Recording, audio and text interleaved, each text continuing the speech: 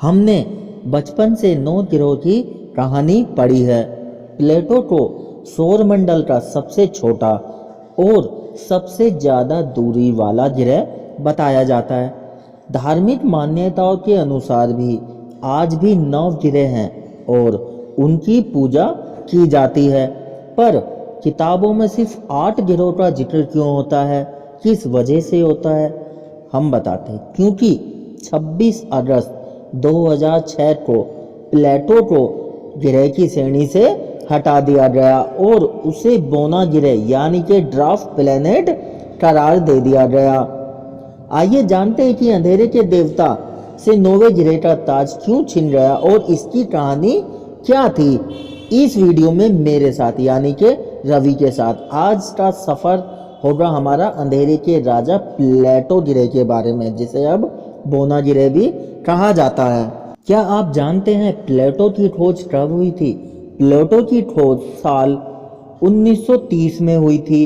खगोल Shastri Clyde W Tombow ने America में एरिज़ोना की लोवेल ऑब्जर्वेटरी में रिसर्च के दौरान इसकी पहचान की थी। ठीक उसी समय इंटरनेशनल एस्ट्रोनॉमिकल यूनियन ने इसे 9वें ग्रह के रूप में मान्यता दे दी थी।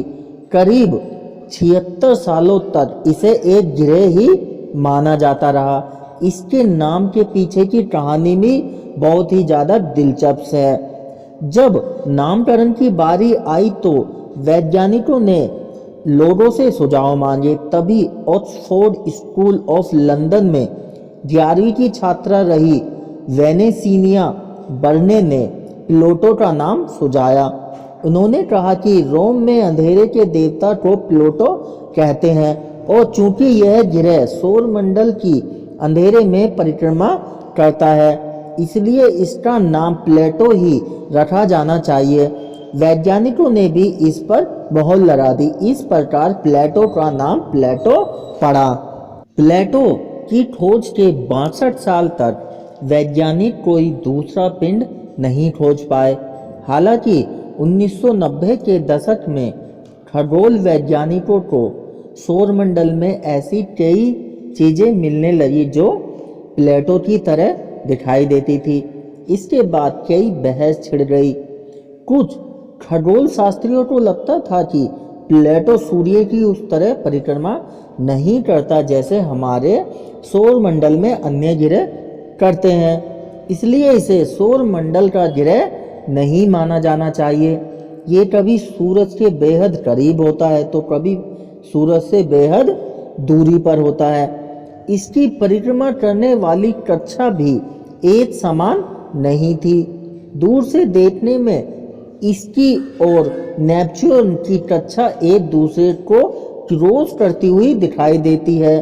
इतना ही नहीं, वैज्ञानिकों को नेपच्यून की कक्षा के आसपास के घेरे में कई ऐसी चीजें मिली जो प्लेटो की तरह दिखाई देती थी। ये सब होने के बाद 2500 खगोल शास्त्रियों ने प्लूटो का भविष्य तय करने के लिए 2006 में चेक रिपब्लिक की राजधानी प्रयाग में 2500 खगोल शास्त्री इकट्ठा हुए। घंटों मंथन के बाद मतदान कराया गया। इसमें प्लूटो को ग्रह ने मानने वालों की संख्या ज़्यादा थी, इसलिए इसे ग्रह की सूची से बाहर निकाल दिया गया। तब किसी पिंड को ग्रह मानने के लिए 3 मानक तय किए गए थे। पहला, सूर्य की परिक्रमा करना अनिवार्य था। दूसरा, कम से कम इतना बड़ा होना चाहिए कि खुद की ग्रेविटी बल के आधार पर गोलाकार हो जाए। और तीसरी शर्त थी कि वह दूसरे एस्टेरॉयड से अलग होकर खुद स्वतंत्र कक्षा तय कर सके।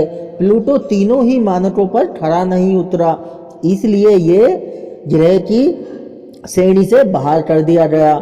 इस वजह से प्लेटो ग्रह से प्लेटो बोना ग्रह बन गया। प्लेटो दिखने में सुंदर और काफी ठंडा ग्रह है, लेकिन अब ये ग्रह नहीं रहा, अब ये बोना ग्रह है, इसलिए हम इसको ग्रह नहीं कह सकते। दोस्तों, ये वीडियो कैसी लगी प्लीज़ कमेंट में ज़रूर बताइए। और अभी तक आपने हमारे चैनल को सब्सक्राइब नहीं किया है तो यार इसको सब्सक्राइब कर लीजिए और वीडियो को जल्दी से लाइक कर दीजिए। चलो मिलते हैं ऐसे ही किसी इंटरेस्टिंग सी नेक्स्ट वीडियो में, तब तक के लिए बाय।